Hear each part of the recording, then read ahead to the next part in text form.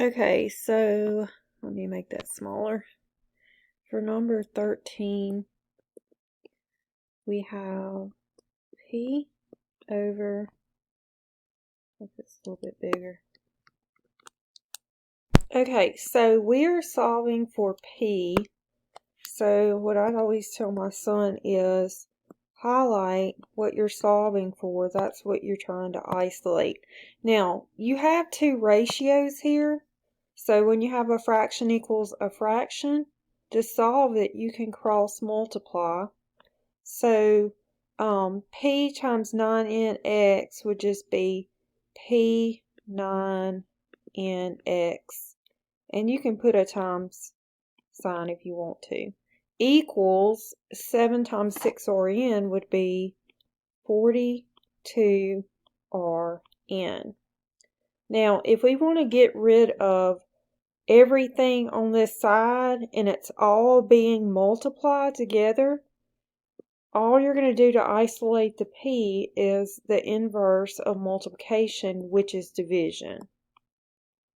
And usually when you're solving for an equation, the last step is always division. If there's a number being multiplied by the variable you're solving for, you will divide it to get rid of it on that side. And of course do the same thing on the other side. So your answer is 42rn over 9nx. Okay, so for this problem, we are solving for f. So when you have fractions, your best option is to multiply by the least common denominator. So 8, 16, 3 won't divide into 16, 24. So 24 is our least common denominator. And this is going to get rid of our fractions. Because we'd rather not work with fractions. So you're going to multiply the top and divide by the bottom. So that would be 8y. And then this would be 3y. We're trying to get f by itself. We know the last thing we'll do is divide by the number in front of f. But before we do that, we need to move the 8y. If you want to move both the 8 and the y and you're adding it, you would do the opposite and subtract it. And 3y minus 8y would be negative 5y. And then to get f, divide, divide. That's always your last step, is divide by the number in front of the variable if it has a number in front of the variable. So f equals negative 5y over 24. Okay, you're solving for x. Some students like the variable to be on the left side. You don't have to, but if you wanted to rewrite this, you could write mx plus b equals y, and we're trying to get x by itself. So the last thing we're going to do is divide by what's in front of x. So we need to move the b, and it's plus b, so we minus it, so it's gone. And bring it to the other side. So you end up with mx equals y minus b. Divide by what's in front of x. And so your answer would be y minus b divided by m.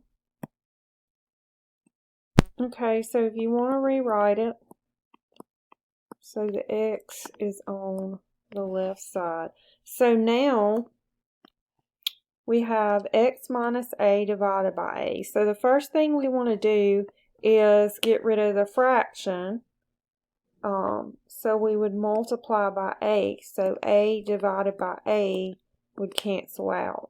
And then we're going to multiply over here by a. So we end up with x minus a equals e times a. And then you're trying to solve for x. So you're going to add a. So you would add a over here. So your answer would be e times a plus a. Okay, so I went ahead and turned this one around. The first thing we need to do is get rid of the fraction. So I really don't know if we should have turned this around, but let's get rid of the denominator. So we're going to times by more than one thing. So we're going to do parentheses. That's going to cancel, and you're going to do that over here. So really I shouldn't have turned it around. We'll just work it with the variable being on the right side. Now, I'm trying to get x by itself, and I'm multiplying both of these by m, so I need to get rid of, I can't get rid of the x2 because it's in parentheses, so I have to get rid of the m first, and so I do that by dividing by m, so that's gone, and then I bring it over here. So now I end up with x, I'm going to put this over here now, y2 minus y1 over m. Now I just need to, I'm solving for x1, so I need to move x2. So I end up with negative x1 equals y2 minus y1 over m minus x2. Now this one's a bit, it has a lot. So I'm gonna, there's a 1 in front of my x1, so I need to divide both sides by negative 1. And that will make this positive x1. And then what you could do is just put a negative out here. I'm not sure how your teacher would want you to do that. Negative divided by negative is plus x2. And that would be your answer. So that one was a little tricky. You had a lot of signs and you had to move a lot. Okay, so here we have a proportion. So we're going to cross multiply. So we end up with P1, V1, T1. Those are all T2. Those are all being multiplied. And over here we have P2, V2, T1. Now we're trying to get P2 by itself, and the other two things over there are being multiplied, so all we need to do is divide, and that will get rid of it, and then it will be over here.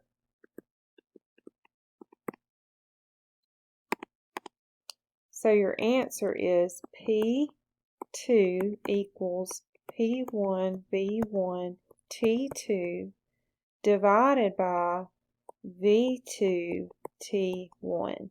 Okay, so here we're trying to get H by itself, and if you need to, you can draw your line so you know what the sides of your equation are. So if you do something to one side, you have to do it to the other side.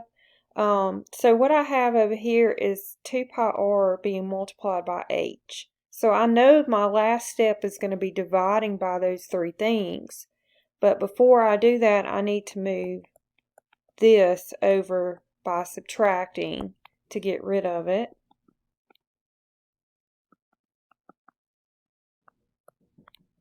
So I end up with s minus 2 pi r squared equals 2 pi r h.